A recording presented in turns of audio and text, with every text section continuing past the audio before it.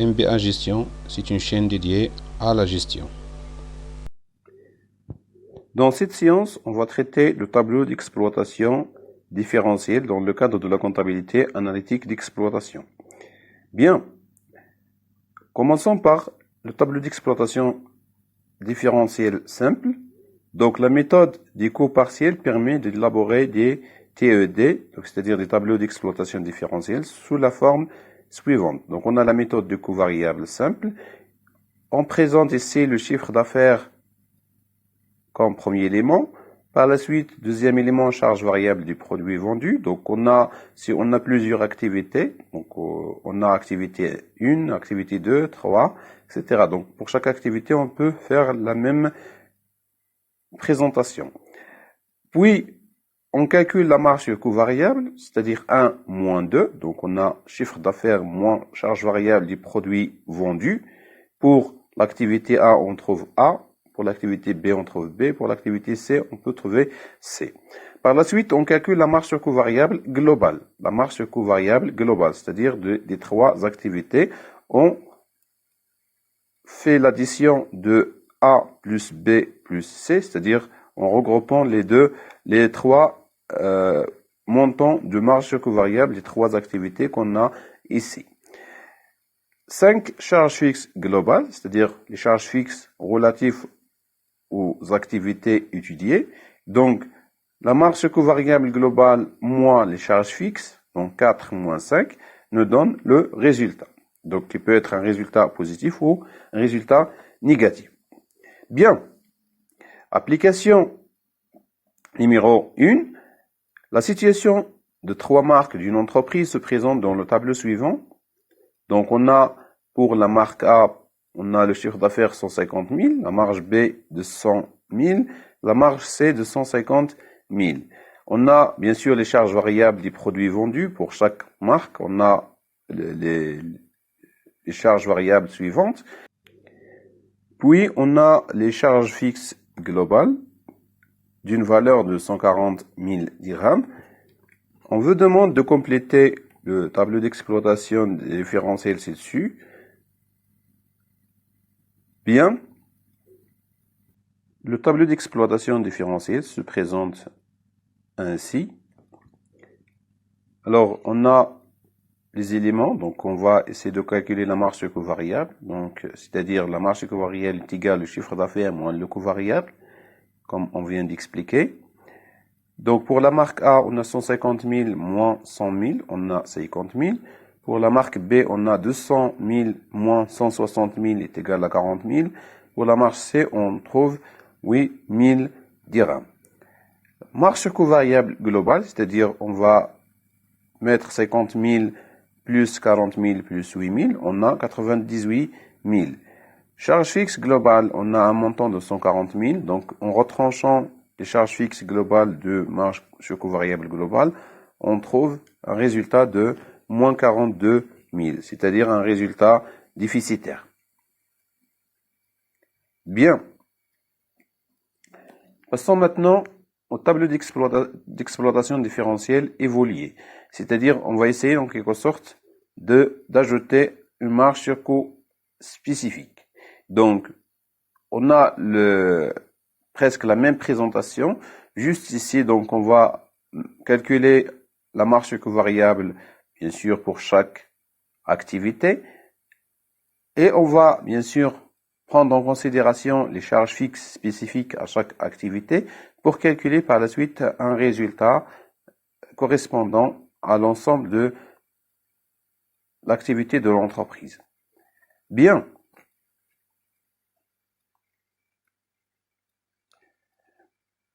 Suite de l'application numéro 1. Donc la situation de trois marques d'une entreprise se présente dans le tableau suivant. Donc pour la marque A, on a des charges spécifiques de 5 000 dirhams, alors que pour la marque B, on a 25 000 dirhams, et pour la marque C, on a 10 000 dirhams. Et on a des charges fixes non spécifiques, c'est-à-dire des charges communes, donc qu'on ne peut pas spécifier, donc qui sont relatifs à l'ensemble de l'activité totale de l'entreprise.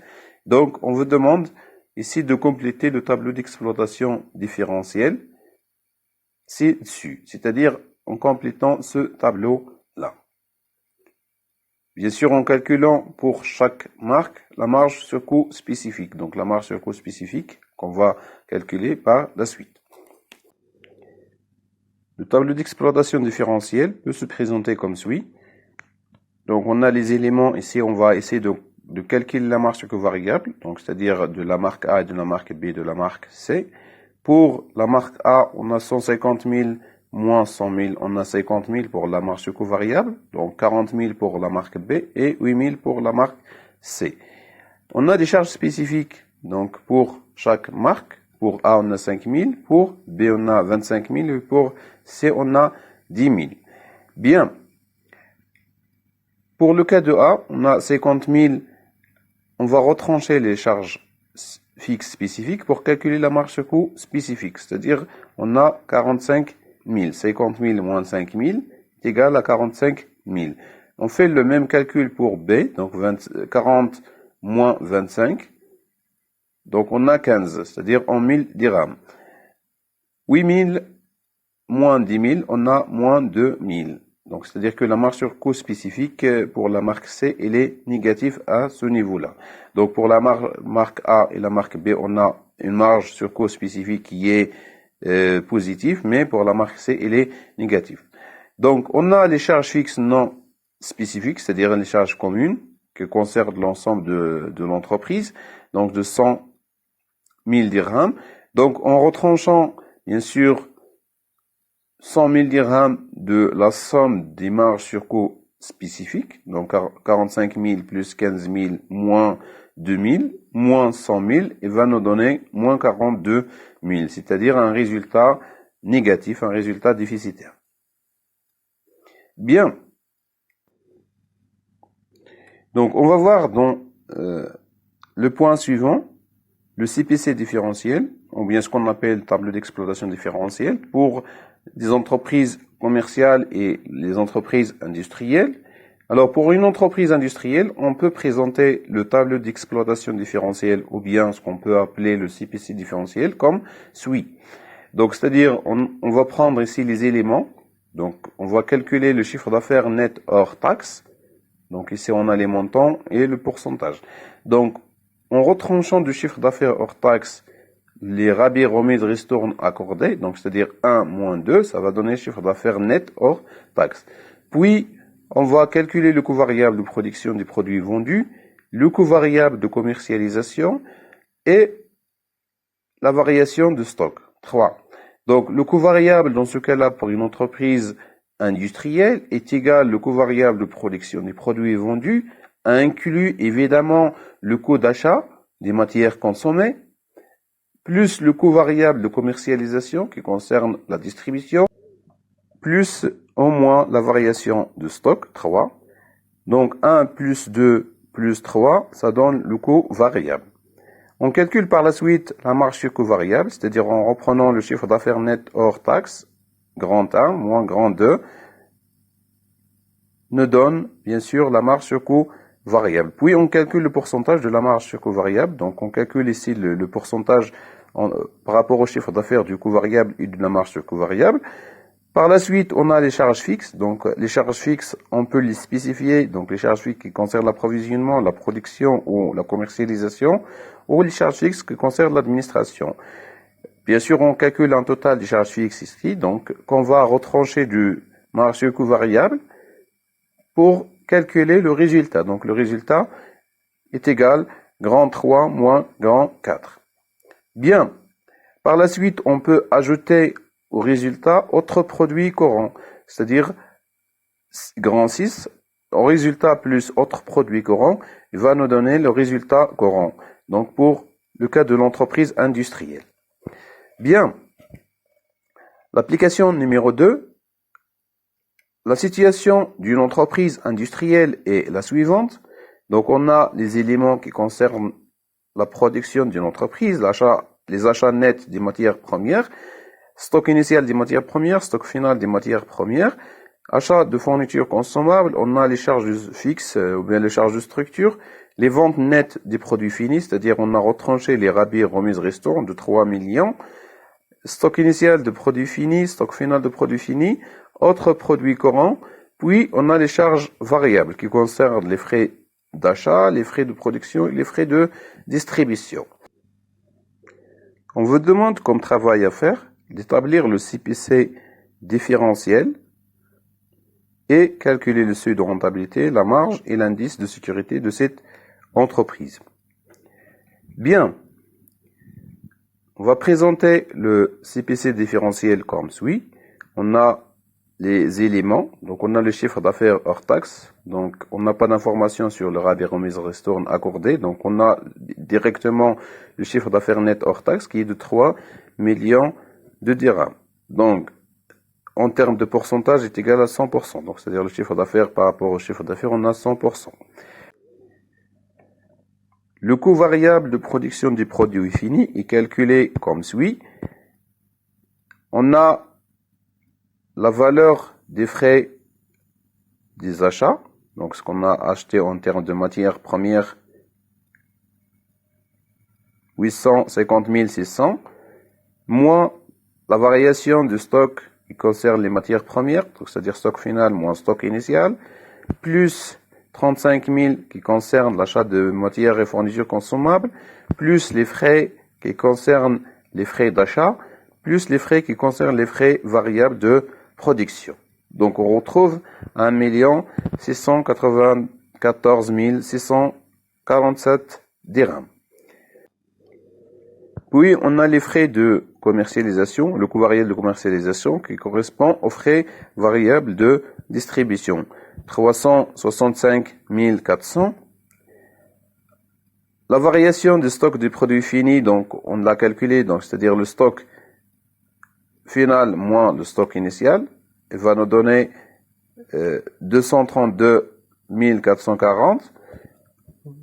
Le calcul du coût variable donne ainsi la somme du coût variable de production, plus le coût variable de commercialisation, plus la variation des stocks des produits finis. Donc, on retrouve que le coût variable est égal à 2 292 487 dirhams. Le coût variable représente ainsi au niveau du chiffre d'affaires, c'est-à-dire le coût variable par rapport au chiffre d'affaires multiplié par 100 nous donne 76,42%. La marge sur coût variable est égale, comme on vient d'expliquer, le chiffre d'affaires net hors taxe moins le coût variable. Donc, le calcul nous donne une marge sur coût variable de 707 513, qui représente bien sûr 23,58. 23,58 comme taux de marge. Donc le taux de marge sur coût variable est égal à 23,58% qu'on va utiliser par la suite pour le calcul du seuil de rentabilité. Bien, pour les charges fixes, donc on a les charges fixes ou bien les charges de structure, 540 000 dirhams qui représentent 18% au niveau du chiffre d'affaires. Puis on calcule le résultat, donc c'est-à-dire la marge sur coût variable moins les charges fixes. Donc, on a le résultat est égal à 167 513. Donc, un résultat qui représente 5,58% au niveau du chiffre d'affaires. On va ajouter par la suite les autres produits courants. Donc, on a 36 000. Donc, les autres produits courants, 36 000. Pour calculer le résultat courant qui va nous donner 203 513. Donc, un résultat qui représente 6,78% au niveau du chiffre d'affaires, donc un résultat bénéficiaire. Le taux de marge, comme on vient de dire, est égal à 23,58% qu'on va utiliser pour calculer le seuil de rentabilité. Bien, pour le seuil de rentabilité, on a le seuil de rentabilité est égal aux charges fixes, donc divisé par le taux de marge sur coût variable. On a les charges fixes 540 000 et le taux de marge sur coût variable est 23,58. Donc, on va diviser 540 000 par 23,58%. On retrouve un chiffre d'affaires de 2 299 1710,58 dirhams comme chiffre d'affaires critique ou bien seuil de rentabilité. Concernant ce seuil de rentabilité, on peut calculer la marge de sécurité. Donc la marge de sécurité est égale à 3 millions moins le seuil de rentabilité qui est de 2 299 710,58, ce qui va nous donner une marge de sécurité de 710 299,42 dirhams. Bien, l'indice de sécurité est égal à la marge de sécurité par rapport au chiffre d'affaires. Pour une entreprise commerciale, on peut présenter le tableau d'exploitation différentielle comme suit. Comme on a dit précédemment, on va calculer le chiffre d'affaires net hors taxe, donc 1 moins 2, c'est-à-dire le chiffre d'affaires hors taxe moins les rabais remises accordés. Puis, on va calculer le coût variable. Donc, pour une entreprise commerciale, on va mettre, bien sûr, le coût variable qui concerne l'achat de marchandises, moins la variation de stock de marchandises, c'est-à-dire le stock final moins le stock initial, moins les 3 R, rabais, remise, ristourne obtenus, plus les charges variables d'approvisionnement. Donc, c'est-à-dire ce que concerne les charges d'approvisionnement, la partie variable. Dans ce cas-là, on va ajouter les charges variables de commercialisation. Donc, on n'a pas ici de la production, donc seulement les charges d'approvisionnement qui sont variables et les charges de commercialisation qui sont variables.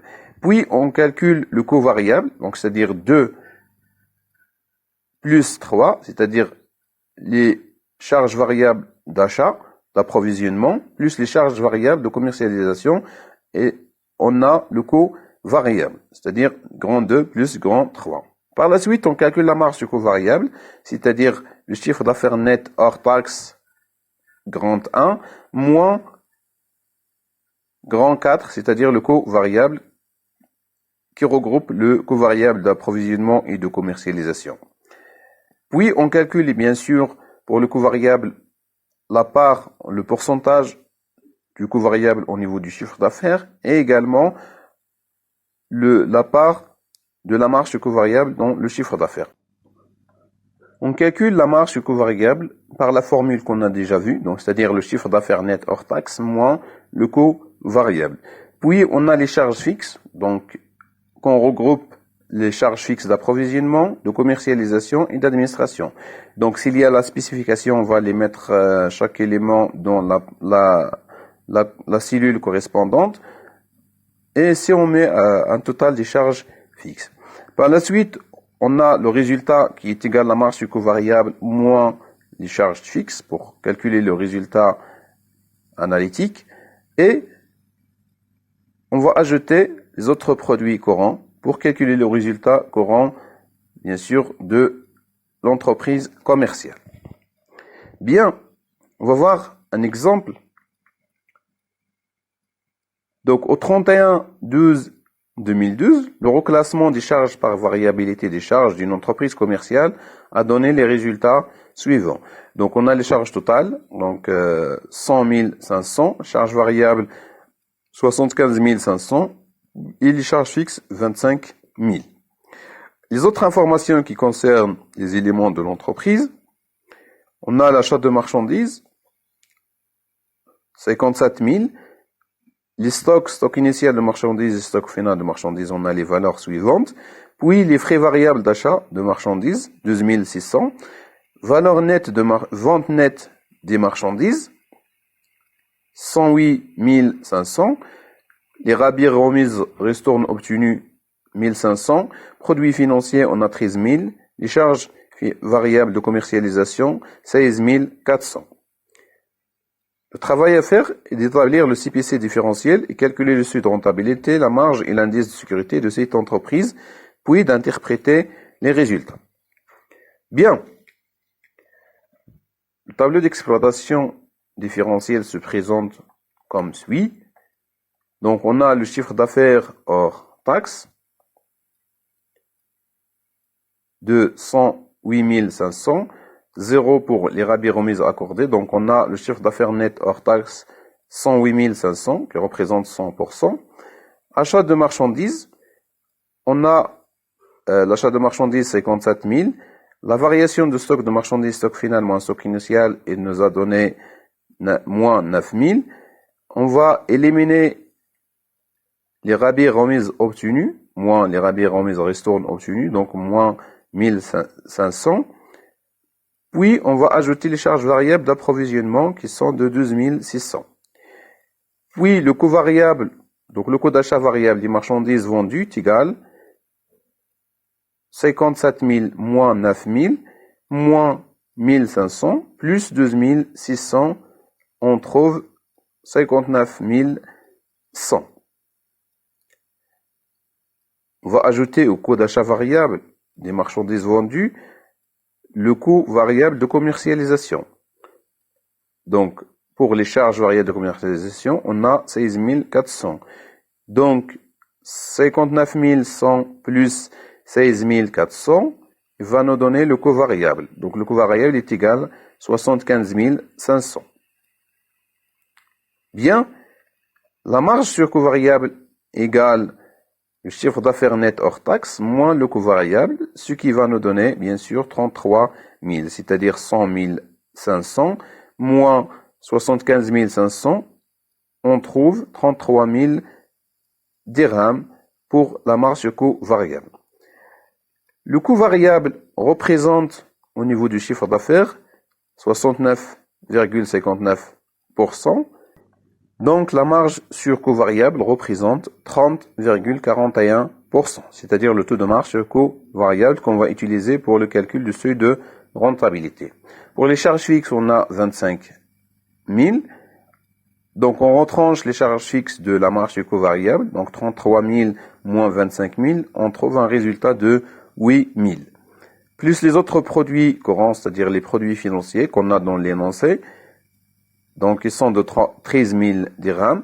Donc, le résultat courant est égal à 21 000 dirhams. Donc, le résultat d'exploitation, le résultat analytique d'exploitation est égal à 8 000 dirhams. Donc, c'est-à-dire un résultat bénéficiaire. Ici, donc, le résultat courant est un résultat bénéficiaire. Bien. Bon. Pour calculer le seuil de rentabilité, on va utiliser la formule qu'on a déjà vue. Donc, c'est-à-dire les charges fixes divisées par le taux de marge sur coût variable. Dans notre exemple, on a les charges fixes 25 000. Le taux de marge sur coût variable est de 30,41%. Donc, on retrouve le chiffre d'affaires critique ou bien le seuil de rentabilité pour lequel l'entreprise ne réalise ni perte ni gain au niveau de résultats analytiques. Donc, 82 209,80 est le seuil de rentabilité. Bien. Pour la marge de sécurité, donc, c'est la différence entre le chiffre d'affaires ainsi réalisé, moins le seuil de rentabilité. Donc, c'est-à-dire, on trouve pour la marge de sécurité 26 290,20. Donc, c'est-à-dire une marge de sécurité importante. C'est-à-dire que l'entreprise, elle est sécurisée vis-à-vis de la zone de perte de 26 290,20 dirhams. L'indice de sécurité est égal à la marge de sécurité par rapport au chiffre d'affaires, donc c'est-à-dire 26 290,20 divisé par le chiffre d'affaires qui est de 108 500 dirhams. On a 24,23%. C'est-à-dire que l'entreprise est sécurisée vis-à-vis de la zone de perte à un taux de 24,23%.